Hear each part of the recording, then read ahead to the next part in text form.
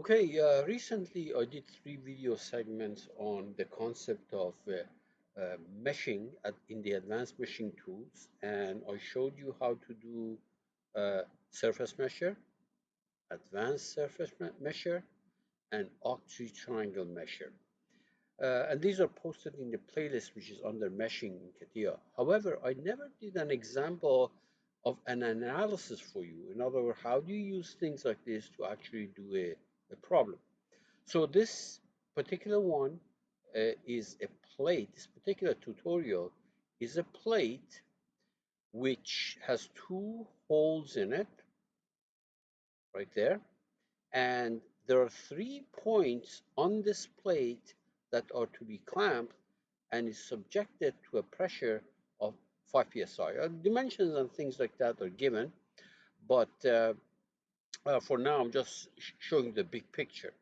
Now, what we want to do is to have this hole being reinforced with a beam element or a beam type of structure, which is has a diameter of 0.1 inches. This is supposed to be inches, okay? And it's welded all the way around. That's for the purpose of reinforcing this plate, which is incidentally aluminum, and so is the beam that we're going to use for reinforcement. And also, we would like to actually ignore this hole, okay, although it may be there, but when it comes to meshing, you want to ignore it. Now, uh, the geometry is given there, so I'm going to create that entire geometry for you. But when it comes to meshing, I'm going to ask the software, namely the advanced surface mesher, to go over that hole, okay? So ultimately, we want to do something, this kind of an analysis. So we're going to clamp these 3 points, which means that we have to make sure that nodes also pass through those 3 points, because Catia, in Catia, you will not be able to put forces or basically forces and restraints such as clamps on nodes unless you do something like that. So we're going to see that, and I'm going to use uh, linear linear beam elements. We'll see why. Okay, so let's go ahead to get here. I'm going to create a rectangle. So let me go ahead and create a rectangle on that plane, XY plane, of size 20 inches by 10 inches. So let's go ahead and do that.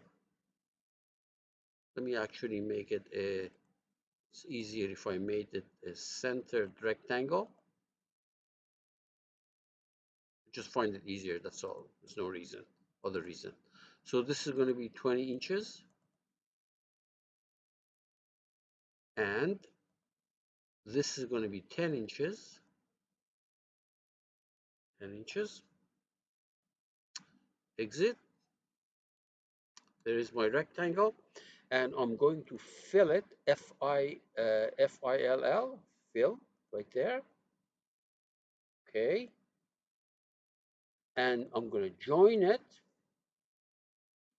Now, when you join, a direction is going to be associated with the surface.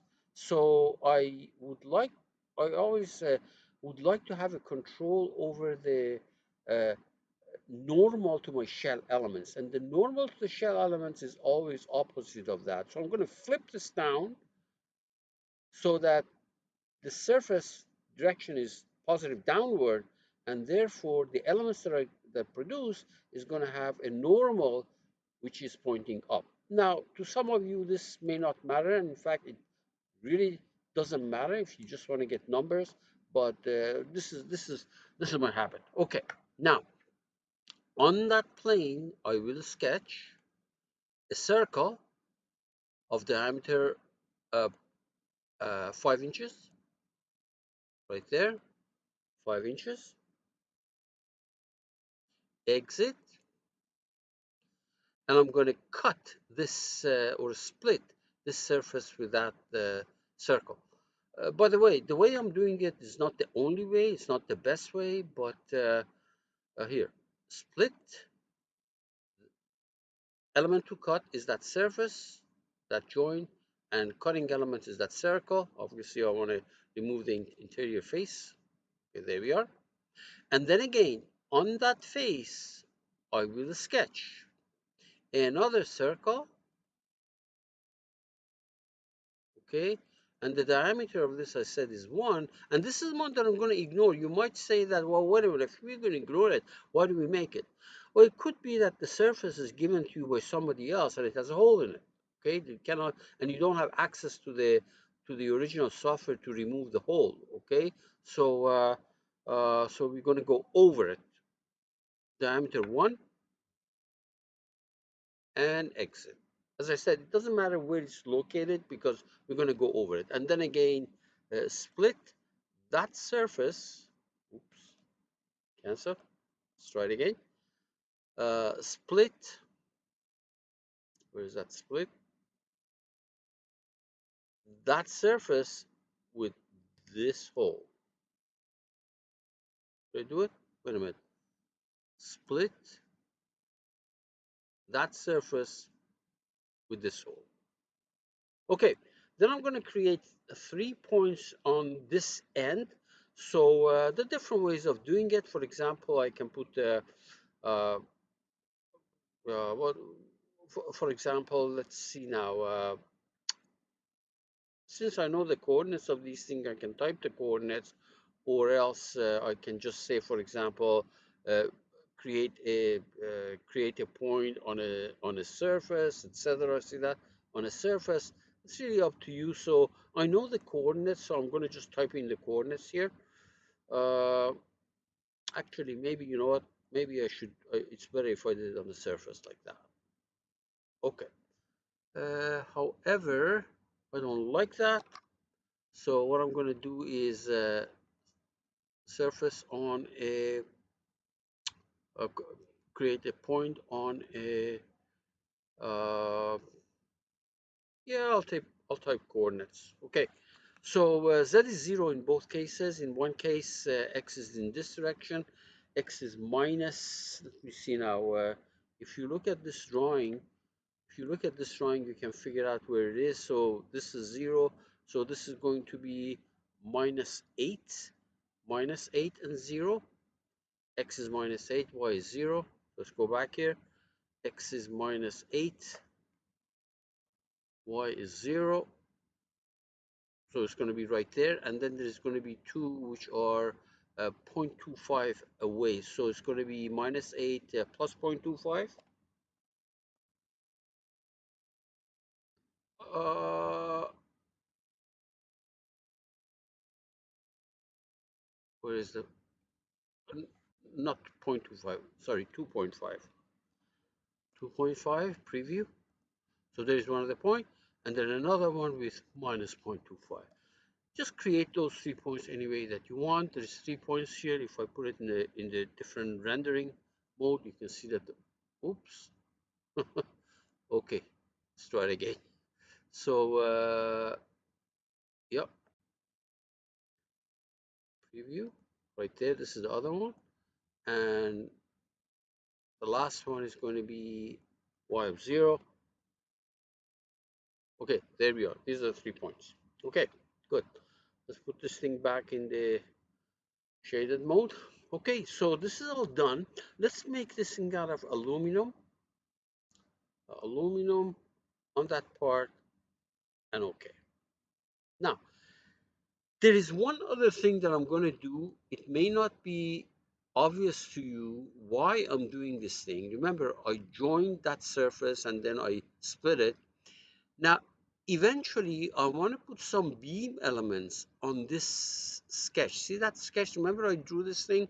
Drew this circle of diameter 5 on that face?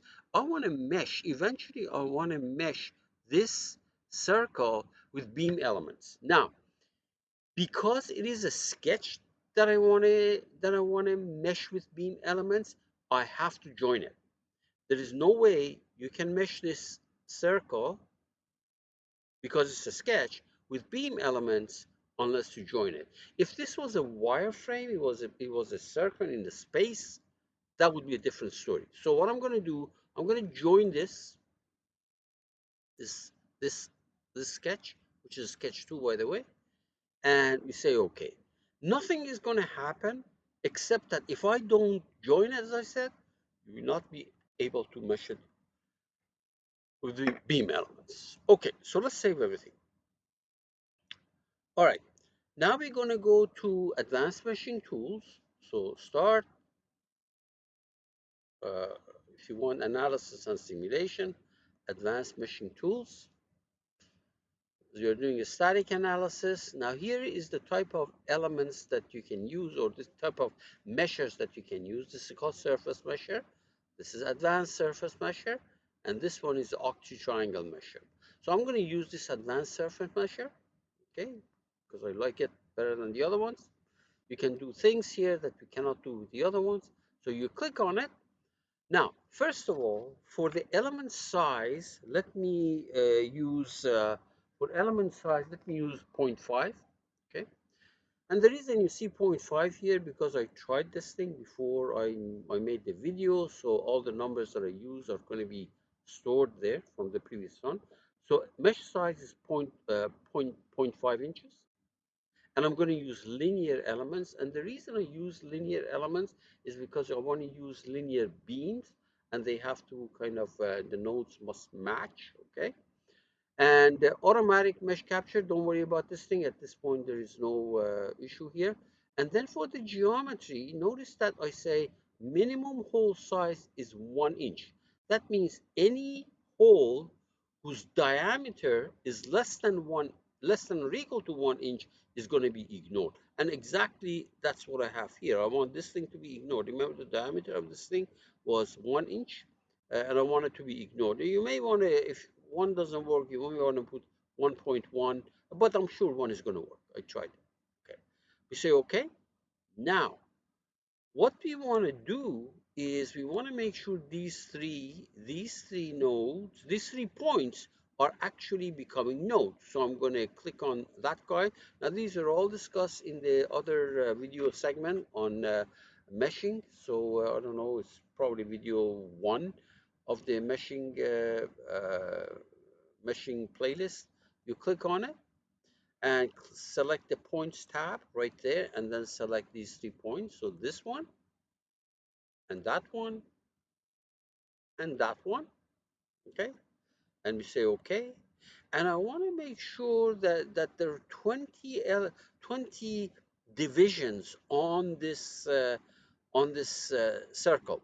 Now that you can do it from here. You see this? See this?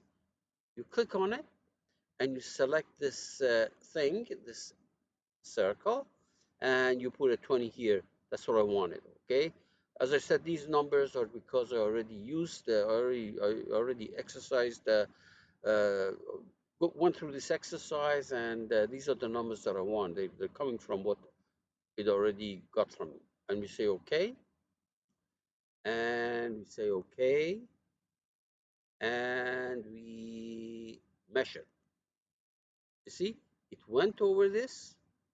It put 20 divisions on this circle, and it also will take these as node points. We say okay.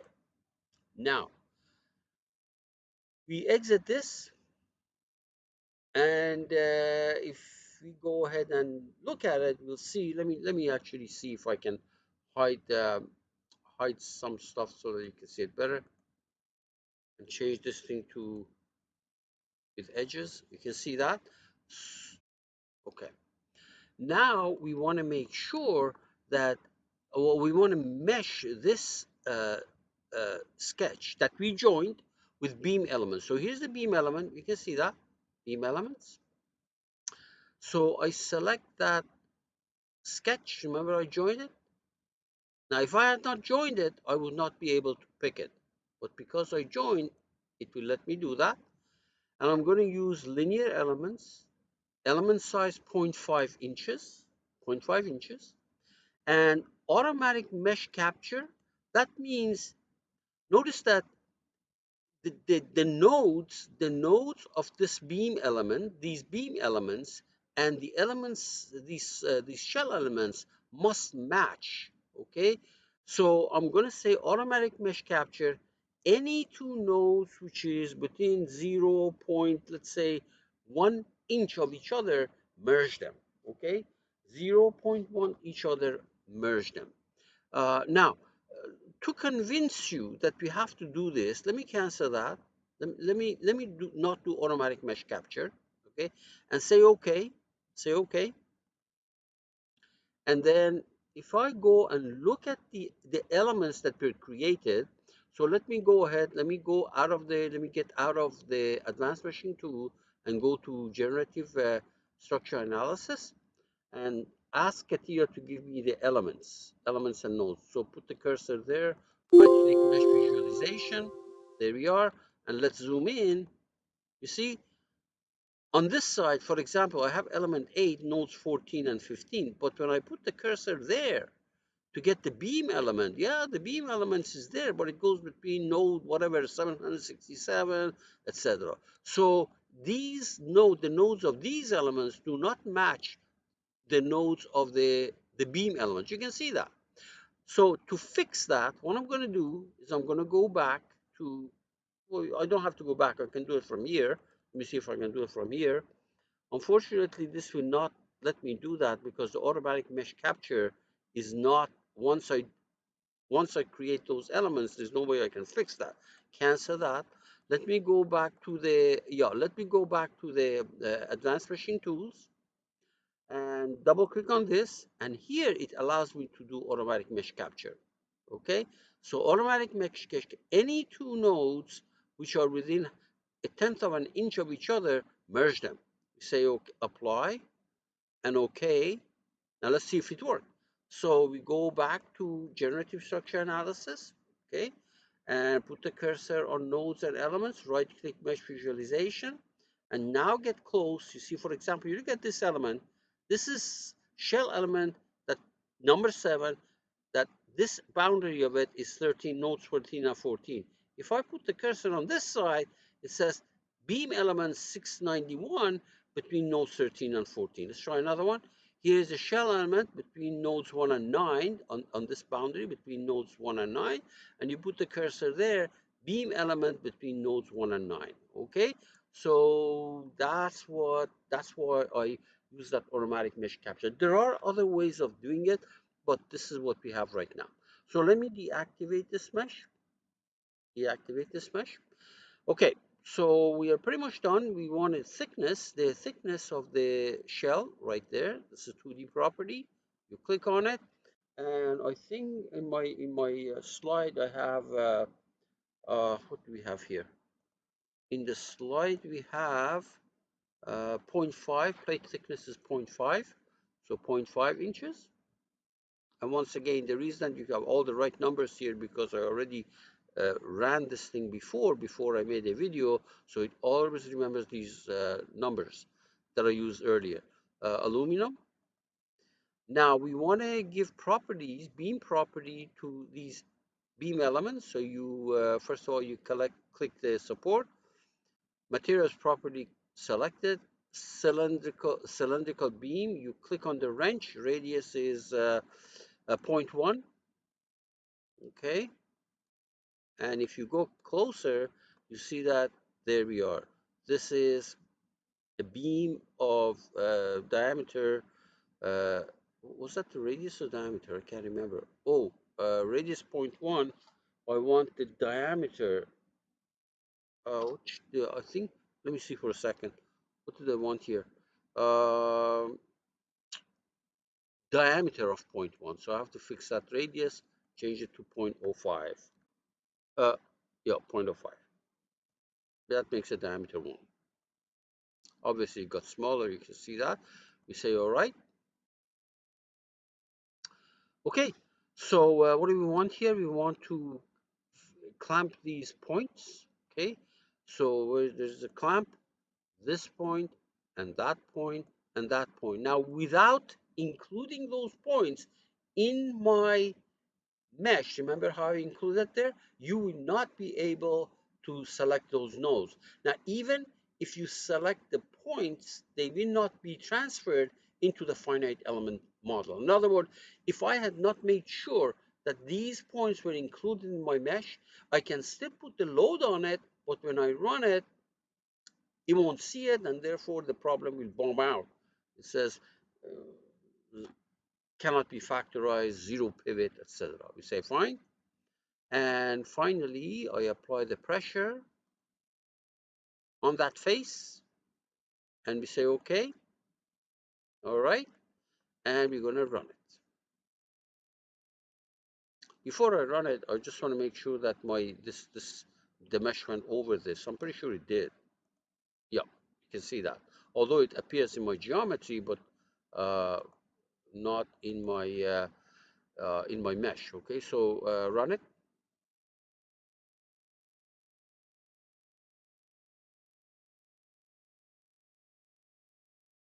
And deflection right there. Let's change the rendering here, average ISO, change the rendering to material shading, and there we are. Okay, so I went over the hole. I made sure that I could access these points here, and the beam elements are right there. You can see that 0.793 deflection, maximum deflection. Now, if I delete these beam elements and I run it, I'm going to get a bigger deflection. Let's try it. So I'm going to delete the beam element. This was 0.793 with the beam reinforcement. I'm going to delete this, and make sure when you delete it, you also delete the property here, 1D property. Okay, and now run it. Should be bigger than 0.793, slightly bigger probably.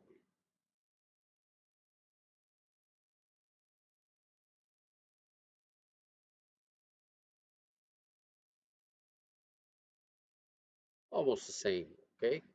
Uh, how do we check this? So let's you know what we should do. Let's actually go back, and instead of deleting it, make the uh, now I can see why it didn't make that much of a difference here, because this is a thick plate compared to the reinforcement. But if you make the reinforcement big, then obviously it will make some changes. So let me undo these so that I get my property back and my beam back. Okay, there we are. The beam is back and the property is back. So let me go to the property, and for the radius, I make 0.1. So it's a much thicker beam, uh, double the size. Say okay, okay, and run it,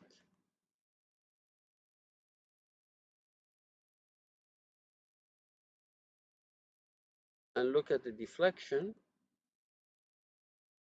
Yeah, 0.792 less. Okay, and if I go one more time, this is ridiculous because of the sizes that we have. If I make this thing maybe 0.5 inches, that's a gigantic beam.